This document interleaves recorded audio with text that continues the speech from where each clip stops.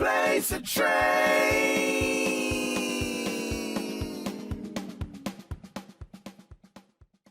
Hi, I'm Carl Franklin, and this is my Blazor Train.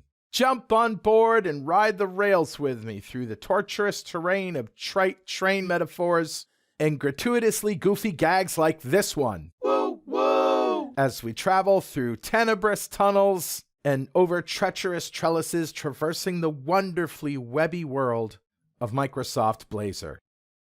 Blazor Train is an extensive class on Microsoft Blazor, which, if you haven't heard, Blazor is an extremely productive technology for developing web applications using HTML markup and the C# programming language.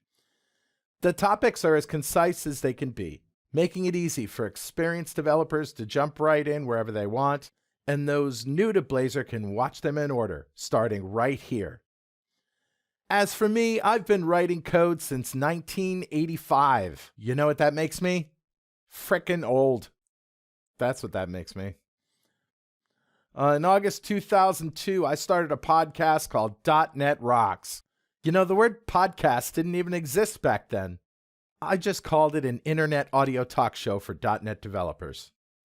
I'm also an author. I speak at conferences all over the world, and I've done an extensive amount of training. First for my old training company, Franklin's Net, and currently for AppVNext. I'm also a Microsoft MVP. Needless to say, I've written a lot of software. And in my 35 years as a coder, I've never been more productive developing apps, especially web apps, than I have been with Blazor. And after watching this series, you too will have a new superpower. Use it wisely. Let's talk about installing Blazor. Blazor comes in two flavors, Blazor Server and Blazor WebAssembly. To simplify things just a bit, let's just say that the code in Blazor Server runs on a server, and the code in Blazor WebAssembly runs in the browser. I'll go into much more detail in the next topic. If you're using Visual Studio 2019 or later, you can already build a Blazor Server application. Congratulations, it's in the box. If you want to build a Blazor WebAssembly application, it may or may not be in the box depending on when you're watching this video. You see, Blazor WebAssembly is a bit of a moving target in 2020. If right now it's November or later, and you're developing in a newer Visual Studio and against .NET 5, congratulations, it's in the box.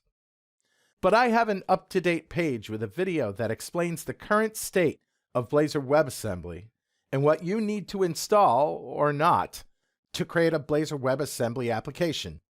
Go to install.blazortrain.com for timely instructions. Well, this was certainly the shortest topic in the class, and for a complete list of the topics, plus access to the slides and the sample code, go to blazortrain.com. Hey, thanks for riding the rails today. This is where I jump off. I'll see you next time. Blazor Train!